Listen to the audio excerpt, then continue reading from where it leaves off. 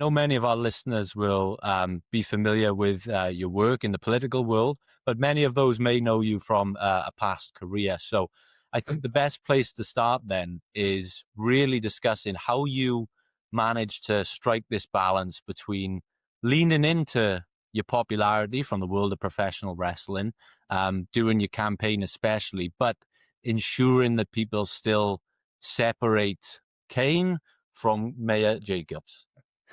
Yeah, that's a great question. Uh, a lot of political candidates, I think, would have, and I get that a lot.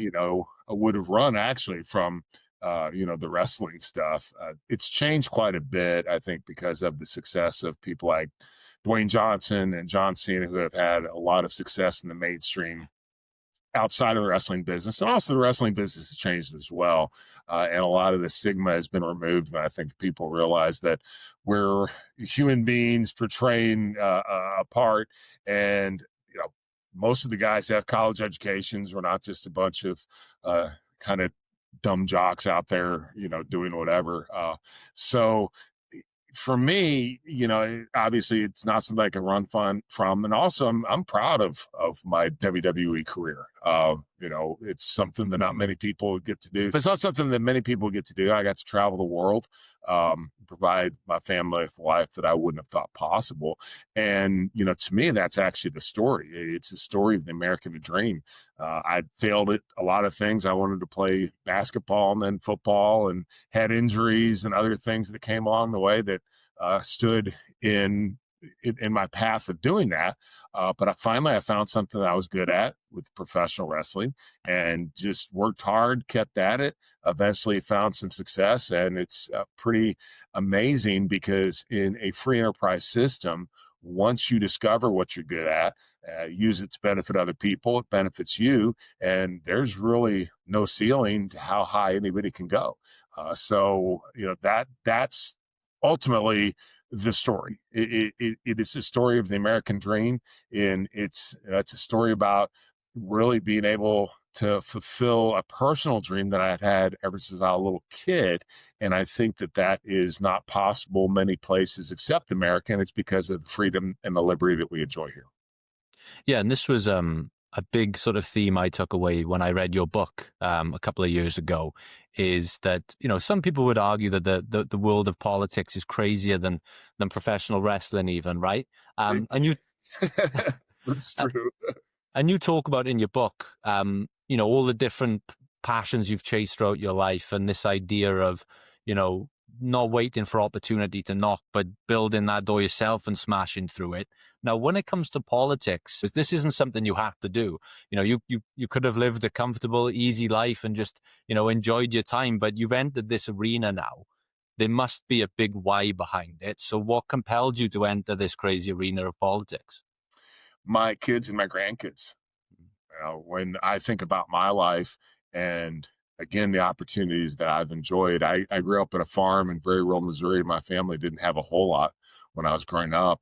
And from there, I just had these tremendous opportunities. As you said, you created for yourself in some cases. But nevertheless, am I really grateful if I don't ensure that the next generation also has the opportunity to create the life that they want to live, especially people like my grandkids. My kids are a little older. They're awesome. They're both nurses with advanced degrees, and their destiny is somewhat in their hands. But with my grandkids, they're still very young, obviously, and the world that we create now, the world that I am part of, and the decisions that I make, albeit at a local level, are going to have a big impact on their lives. And will they have the freedom to do the things that I was able to do? My parents, Ronald Reagan once said that freedom is never more than one generation away from extinction. And I absolutely believe that. So for me, it's just ensuring, to the extent that I can, which obviously is not much, but nevertheless, to the extent that I can, that freedom survives another generation, because I think that's the most important gift that we can preserve and pass on to our kids, our grandkids, and our great-grandkids. And I wonder, is there a sort of specific point in time that you could point to where, this idea started to formulate in your mind that a career in politics could be something you pursue, or has this been something that's always been in the back of your mind? I have always been interested in government, politics, history. Those were my favorite subjects in school. My degree is in English literature, but I guess the kind of social studies uh, was one of my passions, right? And it's interesting because when you look back through history, you can see the same themes emerging time after time after time. Mark Twain said that history doesn't repeat, but it does rhyme. And yeah, over my lifetime, I've been able to see that now. And I guess it's kind of neat, but it's also sometimes scary because you can look back and you're like, yeah, this is the same thing that happened in this period, right? Um, but anyway, so yeah, I've always been interested in public policy, because it has a huge impact on our lives. I guess I'm generally kind of a curious-minded person, so why do things take place and why do we do things like this? And sometimes you find out there's a pretty good reason for it. Other times you find out it's just how we've done them for a long time and no one really questions that. So it had been something I never thought about running for political office, but I was always very aware of the political environment. Then, as I just kind of, I guess, as I grew up and had a family of my own, and I had a career, and I'm starting to think about the future, and all of these things. You know, Again, why is this stuff happening? And then I probably dove a little deeper, and eventually, and I discovered the liberty philosophy, and it made a lot of sense to me. And then I went a little deeper, and I discovered Austrian economics, which is the most free market school of economics, and that made a lot of sense to me. And eventually, as my wrestling career was coming to an end, and I was determining what my next step was going to be, had the opportunity here. Our mayor, who is now a congressman, is a very good friend of mine, a great guy, and we're very like-minded.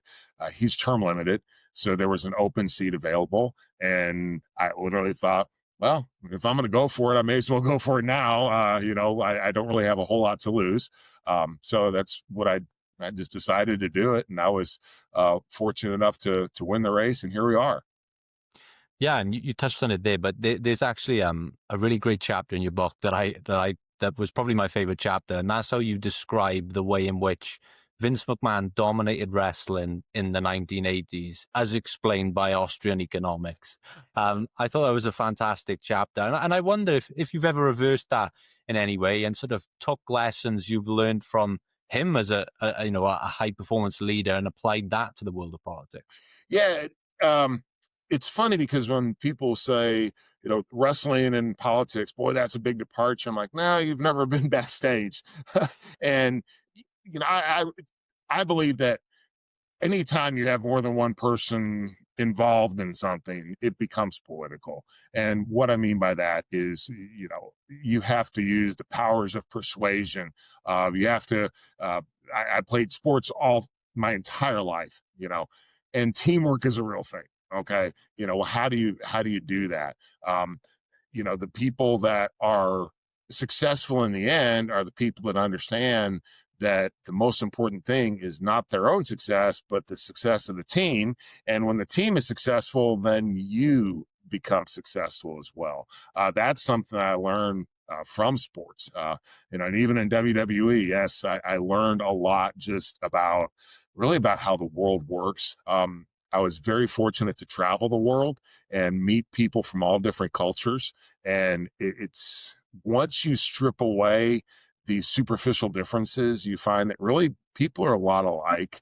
And what most folks want is just a better life for themselves and a better life for their kids, and again, I was able to actually witness that firsthand. I was also able to see differences among different cultures, different political systems, different economic systems. I think that makes me even more appreciative of what we have in America because, people here fuss about things, and obviously every place has its problems. There's no doubt about that. But even our poor people here are so much better off than, in many countries, you don't even have a middle class, right? So you go to some third world countries, some underdeveloped countries, and to think the vast majority of people are living in absolute abject poverty with no way out, and at least here in our country, you do have that ability to move up the socioeconomic ladder. And then as far as Vince, yeah, he was a great mind. I learned some good things from him. I also learned some things that, that I'm like, that's not how I would do things, And so you learn both, okay, this is something to emulate, and this is something that I shouldn't do. Just leadership styles, when Vince and I are obviously very different in that. But this doesn't work. It certainly wouldn't work for me. And I just don't, I don't think that's how you do things. And it's interesting because, one of the things that I've become really passionate about is learning about leadership, and I really do believe that organizations rise and fall on the quality of their leadership, and team building and doing all those things that I think if you often think are cliche, right? But they're not. I mean, it's vitally important. And, I look at WWE now under the leadership of Triple H, and, it's just, wow. I'm so proud of everything that he's been able to do with his own style of leadership, and just almost taking the company to another level altogether. Vince is one of the great entrepreneurs in history. I don't think he gets enough credit for that. And it's not just in the wrestling business, just in entertainment. He was very visionary, and he could just see things that none of the rest of us could see. At the same time, you have the great entrepreneur, and often what you see is their partner in business and in life is the business person. That was true of Henry Ford. Everybody remembers Henry Ford as the visionary. Henry Ford wasn't the great business guy. His brother was the great business guy who took Henry's ideas and, made them practical. And that's what really led to the success of Ford. That's Linda McMahon. She was the same way in WWE. A lot of folks, you think WWE, you think Vince. A lot of folks don't realize how important she was, especially in the early years, as the business person who is running the back office operations. And that's also something, again, going back to team, yeah, everyone thinks Vince, he's the face. Well, the thing about Vince was he always had a great team around him. And one of the most important people was Linda. Yeah, it's really, I'm really interested in leadership styles. And so from the outside looking in, and your perspective may be very different, but if I was to look at someone else, you mentioned like Triple H there, that seems like transformational leadership. Whereas I would imagine Vince McMahon was more of a autocratic leader, right? Yeah. I would say that, and I think the difference is, Triple H was one of the guys that understands the locker room, understands the mentality of the locker room. Vince, again, he was a great visionary, very good business person, but he was always a promoter. He was always outside of the locker room. So yes, you do have those two very different styles. Both successful in their own ways. But I think now, especially with the trajectory that the company's on because of Triple H's leadership, it's going to go places that it's never even been before, which is very exciting. So leadership aside, then, you said when you jumped into the world of politics that you sort of did everything that the political experts told you not to do. That's true. And you said you've used a lot of lessons that you would have learned early on in your WWE career. I wonder what those lessons were aside from leadership, and if there are any sort of people you'd worked with throughout your career in positions of power, maybe that you learned lessons from and have applied in this new career of yours. Yeah, sure. And it really goes back to teamwork, and a guy like Undertaker, who was a locker room leader for all those years, and the reason it was is just he set an example. I mean, he was the person that worked the hardest. He was the person that was, he just set that example of someone you would emulate. And then also, if you think about what the essence of professional wrestling is, it is evoking an emotional response from the audience, and the one that you want to get at that particular time in the match. Okay. If you're the good guy, if you're the baby face, you want the audience to feel sympathy for you. So when you finally make your comeback, it's wow, boom. If you're the bad guy, you want the audience to hate you. Okay. It's as simple as that. I cannot stress how vitally important that was, because a lot of politicians, a lot of speech writers, a lot of policymakers talk about statistics. They talk about abstractions. That's just not how human beings think. That's not how I think. That's not how you think. We think emotionally, and we think, how does this impact me? I think that gave me a huge leg up, because, say you think about, I was just talking with a friend about this yesterday, and another mayor, actually, who's a big wrestling fan, at Dusty Rhodes, you remember the Hard Time promo? That was a political speech. I mean, it was almost a political speech crossed with the pulpit, but seriously, he was able to make a connection and to bring people in. And as an elected official, that's what you have to do as well. And I think that I've been able to do that. A lot of it is that, I mean, I am who I am, and I don't make any bones about that. I'm authentic. I'm genuine, because I can't be anybody else. Right.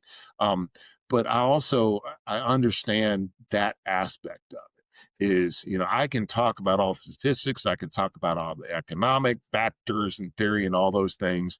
At the end of the day, it is about human beings. And I think what happens is, all too often, we forget that. Yeah, it's really interesting that you talk about that, actually, and that skill of being able to, tell a story, almost tell a narrative, connect with people. Yeah, exactly. People think in stories. They think in narratives. They don't think in statistics. Yeah. No one does, frankly, except academics, Yeah. And I think, here in the UK, I think back of some of the sort of unsuccessful leaders that we've had. I'm looking at people like Theresa May, Liz Truss. These are people that really failed to connect with the general public, and were really viewed as boring people. I think Theresa May's main thing was that people just found how funny it was, how boring she was, and she was unable to connect with the public. So having that background of having skills, telling stories on the microphone, promo classes, I imagine, those must be invaluable lessons when speaking to a public. Yeah, they really are. And then also, it goes both ways, in that I actually, I have to be out there understanding what is going on and how people think. I mean, if I can't do that, and if I'm not doing that, then your stories aren't real. They're not authentic. They're not sincere. So it really does go both ways. You have to have the ability to have people connect with you, but you can only do that if you're connected with them. And yeah, I think that's true of a lot of folks that get into politics. And obviously what happens, I'm sure it happens in the UK, it happens here in the US, is they end up in Washington, D.C., which is a bubble, which people outside Washington do not think like the people inside that bubble. And all they do is listen to people inside the bubble. And then they can't understand why the people in their district, why the people in their state, don't relate to them. And the reason is because they become a creature of Washington, and they're no longer literally the person that was sent there by the people in their district. One of the things that I hate the most about the UK political system is how, if you look at every sort of high-end politician in a position of power in this country, there's some alarming statistic out there that a really high percent of them all come from the same private school, or they come from the same university, or they all have degrees in law, or there's a really specific blueprint to become a politician in the UK. But in America, that sort of seems to be shifting a little bit. And you've previously said when you saw Donald Trump win, you knew you could too. So why are voters today in America then more open to outsiders in politics than ever before? Because they're fed up with business as usual, and Mm. they aren't fed up with people that talk down to them and people that think they know what's best for them, uh, and don't understand their situation at all.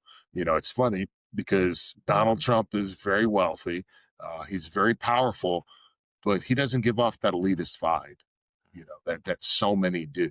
Um, that's something that you'll see me if you follow me on social media. I'll just rail about elitism, because it just I don't want people telling me how to live my life. You know, I you and I have enough issues running our own life, much less thinking about we can run everybody else's. So even if I have a PhD in whatever from an Ivy League school, I don't care, dude. That doesn't qualify you to run my life. Okay. And you're probably going to mess it up because often when you look at these people's personal lives, they're in shambles themselves. Right. So I think here in America, it's just people have gotten fed up with it. And I really do think that Donald Trump, he was watershed, right? And this, you hear the term populism and people think it's a terrible thing. The elites think it's a terrible thing, mainly because it means they're not going to do what's called shots anymore. But ultimately, that's what a democracy is addressing the issues that people are really concerned about. And frankly, it can be used positively. It can be used in a negative way. All it is really, it's just a different style, and a different way of thinking about things. But Donald Trump did open the door to that. But it's, in my book, I talk about this too, oh, Trump and, all this negativity is due to Donald Trump. It's like, no, it's not. It was all there before. In some cases, it was right below the surface, and yeah, he has taken advantage of that, but you can't blame it on him. It was just the environment that was there. So I think all these things have been brewing for quite some time, and it just took, really this anomaly, Donald Trump, to bring it all to the surface. You've drawn comparisons between populist figures like a Donald Trump and a Bernie Sanders, who, in their very own and different ways, have found a way to resonate with a large group of people who felt disenfranchised. So, what do you feel that skill is of being able to connect with those people that felt like they've just been left out? Again, I just think it's a difference in philosophy and it's a difference in experience. You know, as you said, you have if you go to, and this is obviously I'm not everybody's like this, but if you grew up in a wealthy family and you went to an Ivy League school and this is how you're taught to think, you know, that's how you're probably going to think. And, unfortunately, there's been, I think, too many people like that. And for a long time, people just deferred, oh, they're the experts. And even if they weren't in elected office, they're the people that are advising policy or they're the people molding opinions. And Americans are generally, we're somewhat rebellious people, and we don't like to be told what to do all the time. So that just doesn't work here. And obviously, I'm going to be the exact opposite of Bernie Sanders on a lot of issues.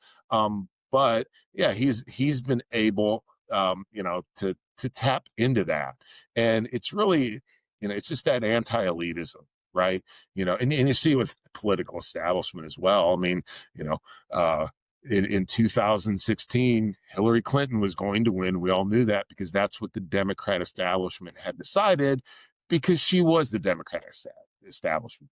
And literally colluded to ensure that Bernie would not get the nomination.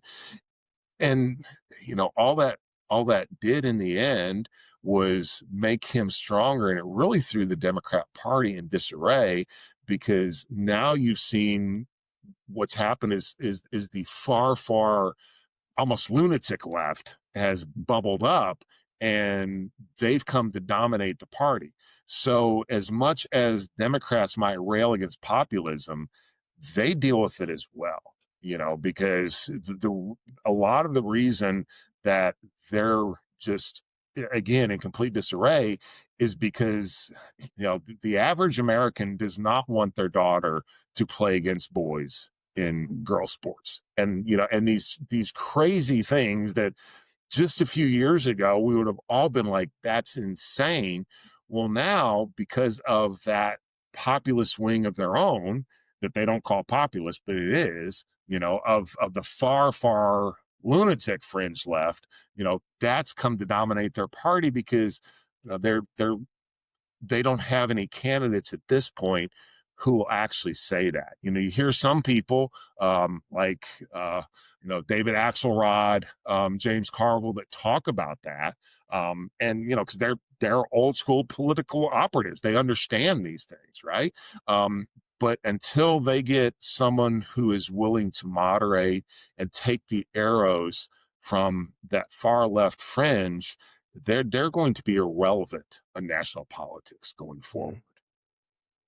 Another thing that I don't like about the British system is that everything is done through traditional media, right? So the debates are held on the BBC, that the interviews are recorded with, establishment media that, you can tell the questions were written out weeks in advance. But in America, there seems to be this different approach, right? And to connect this with you, there was a really viral video of you and the Undertaker talking about Donald Trump, and I remember seeing this all over my feed at one point, and that seemed like a consistent strategy for Trump in that campaign, is picking out these different forms of media, aligning with people like yourself and appearing on Joe Rogan. And how important as a politician in America today, then, do you think it is to explore alternative forms of media like that?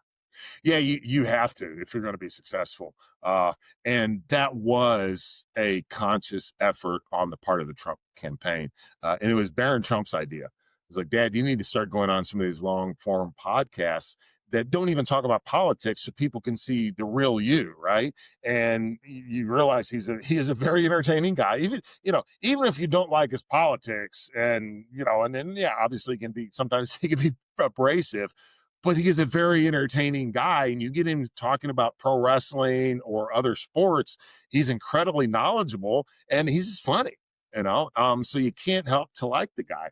I think that's vitally important. I think one of the most important things that has happened is Elon Musk buying Twitter, converted it into X, because what we also saw, and I was right there in the middle of this, was during COVID, we literally saw the media to an extent that has rarely happened in our country, controlled by the government. I was just watching a great documentary on Netflix. They have a series called Turning Point, and this was about the Vietnam War. And it was amazing because they had like Dan Rather, and I didn't realize this about these guys, but Dan Rather and Morley Safer, they are on the ground in Vietnam.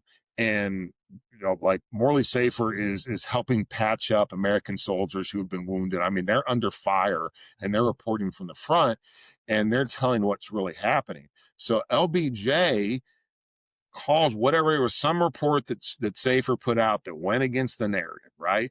LBJ is irate. He calls the president of CBS, demands that they don't run the story, and they fire Morley Safer. And the president of CBS told him to pound sand. Okay, fast forward to COVID, and we see all the things where literally the Biden administration, was telling the media, you can't run this story, or even look at the Hunter Biden laptop story and the Russian disinformation, or the Russiagate, the Russian hoax. You had the American White House censoring the media, which is completely contrary to the First Amendment. So I think what's happened, back to your question about, what's happening in America, I also think, for better or for worse, many of the institutions that the American people had placed their trust in, we don't trust them anymore. I don't, there's some media and some reporters that are good, and I'll take them at face value, right? Most I don't. And I'm just like a lot of other people. I get my news on social media. I take all of that with a grain of salt and I verify myself. but nevertheless, I realize that I'm getting some sort of raw information, and then it's up to me to think critically and to go verify. I'm not getting spoon fed what the government wants me to hear, or what someone who's in cahoots or colluding with politicians wants me to hear. So I think that what's happened with X, especially, it's really one of the most important things that's happened in history as far as free expression. And all the gatekeepers are gone now. And anybody can get a story out. Obviously, that's not always great, because sometimes people embellish, or it's not true. But at the same time, at least we have the ability to say, okay, this is a different point of view. This is different information than what I'm getting to this gatekeeper who's only telling me what. One thing that you drew attention to actually is that more and more people are identifying as independent in the world of politics. Now, the world of politics is traditionally, in the US and in the UK, there's this political duopoly, right? You basically have two choices. In the UK, every 10 years or so, you'll get a party that sort of shake up local council elections, but that's kind of it. Do you think that we're moving away from that political duopoly and we can ever escape that? I don't know if you can ever escape it, but I do think that you do. You, even within the two-party system here in the States, you can see some differences emerging within the parties. Again, going back to the Democrats, I think that their establishment people are going to understand that they have to move more towards the center. They have to be more like Bill Clinton. They can't be, like just the nuttiness that we see in many corners. On the Republican side, you do see people like Rand Paul and Mike Lee, who are very liberty minded, and they're gaining a lot of traction, which just a few years ago I wouldn't have really thought we'd see that. You see foreign policy among the Republicans, it is moving much more into that America first. We don't need to be in all these foreign wars, getting our kids killed for no reason and spending all this money for no reason. So even within the parties, we are seeing some differences emerge. It's so entrenched at this point. I don't know that it's going to go away. But again, if you think about Donald Trump as an agent of change, and you compare the Republican Party now to what it was 20 years ago, it's a completely different party. There are still some elements of that left, but it's a different party in many, many ways. And again, with social media and just the ability for people to organize outside of traditional methods and conventional means, I do think that also plays a role. So what I more see is, and this is true of me, I see more of people working within the political parties to try to shift and pull them in different directions, which hasn't really, it's happening now, but it probably hasn't happened as much in the past. And from my sort of perspective then in the UK, politics and political parties, it seems to be becoming more and more tribal. And there's one story that you speak about that really gives me hope on this. And you highlighted how you did this effectively with a former WWE colleague in Daniel Bryan, who had completely different political views to you, but you two worked together for a significant period of time in and out of the ring, and you were able to have effective conversations in a constructive way. So how did you go about having those conversations whilst having, in some instances, polar opposite views? Well, Daniel's another curious person, and he would just ask me stuff, and there wasn't judgment. We'd have frank conversations about issues, and we didn't always agree, but we would come away often going, yeah, that's a good point. And I would be the same way. It's interesting though, 'cause sometimes what happens is, I won't come away being convinced that the other person's right. I'll actually be more sure of my position. But the reason for that is because they brought up things that I haven't thought about before, made me think about them, which actually solidifies where I'm coming from, right? But so here locally in Knox County, we are a very Republican county. We're a very conservative area, but we have an 11-person county commission. We have 3 Democrats on that commission. I get along with them very well because we work together on these issues that are important to all of us, and we agree to disagree. We don't even talk about the stuff that we don't that doesn't have any bearing on doesn't have any bearing on the issue, and there's no need to talk about it. So why would we concentrate on those, right? But you're right. The problem is in politics, in many cases, the way you win an election and the way you stay in power is through tribalism. It's by saying, those people are going to do whatever. I'm going to stop them from doing that. So you have to vote for me. Um, in America, and I'm sure this is true all over the world, in times of crisis, that's kind of when we've put those differences aside and been able to work together. In my lifetime, I remember 9/11 being one of those times. So to me, it's just that is there's some things we're going to have to agree to disagree on. But we're going to have to understand that we're all, it's not like people are just going to leave the country in droves, right? We're all here together. Same in the UK. So in the areas that we can work together, we should do that. That can be really difficult though, because what's happened too, and we see this in Tennessee, is some people get into elected office and they're just activists. They're not, they don't want to work together. They don't want to work together where they can. They just want to make that all about them. And, they want the spotlight, and you do that by, just. So we had an incident a couple years ago in our state legislature, and it was just, basically they disrupted the entire thing, 3 legislators.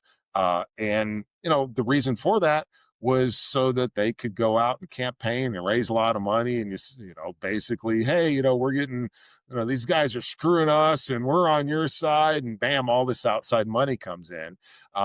None of those people have passed a bill. They have done nothing to improve their district. They've done nothing for their district.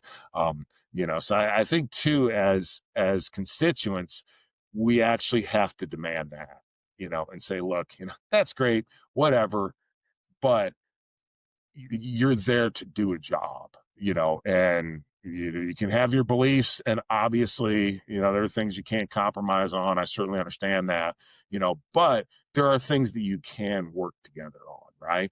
And unfortunately, what's happened here in the U.S. is, especially in state and local elections, that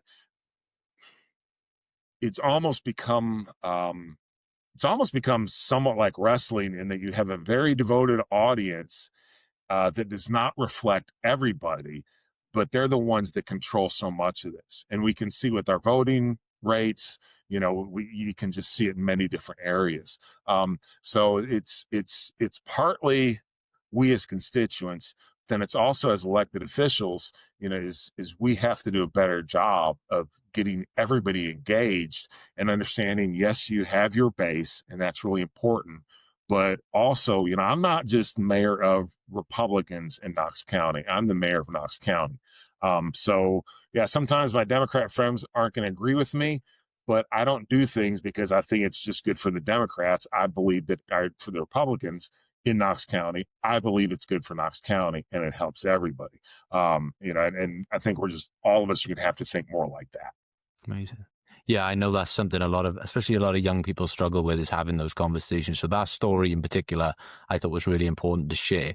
And it's just sort of as a side question, not to go off too track, but this was a sort of a fan question that kind of ties in with your experience with Daniel Bryan.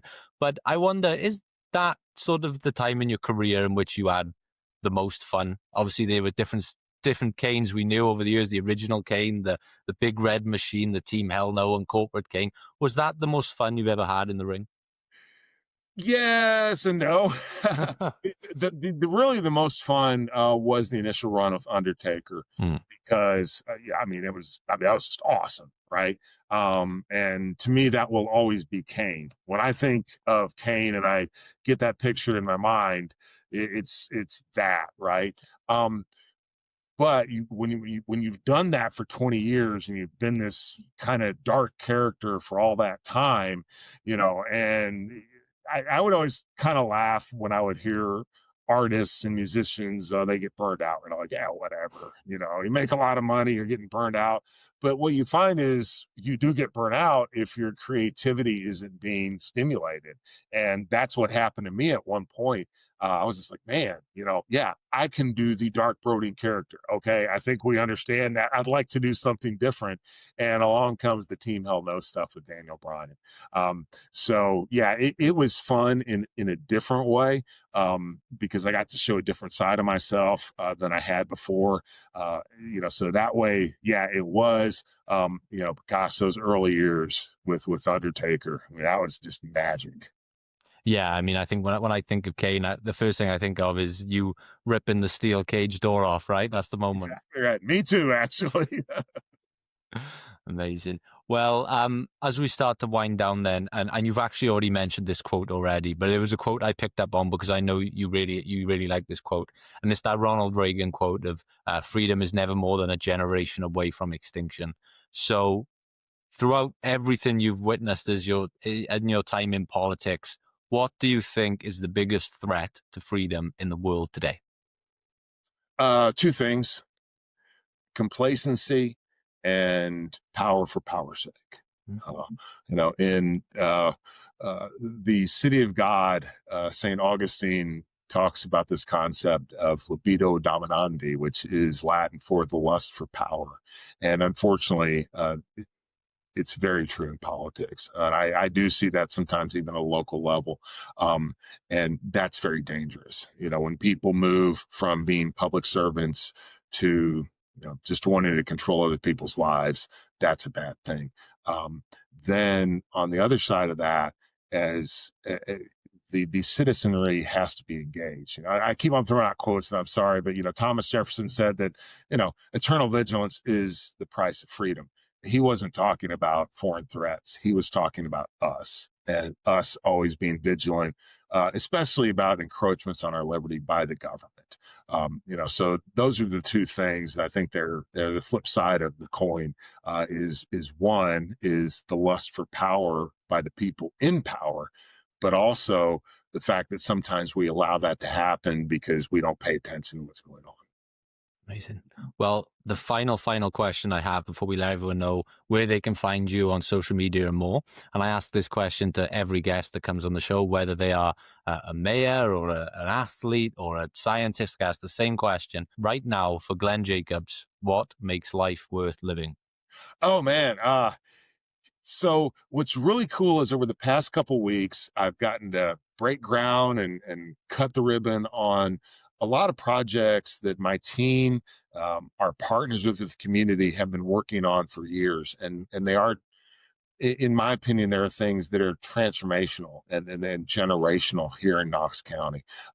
So ultimately, I believe that my job as mayor comes down to doing what I can to improve the quality of life and the future for the people of Knox County. And I believe the most important part of that is through economic opportunity.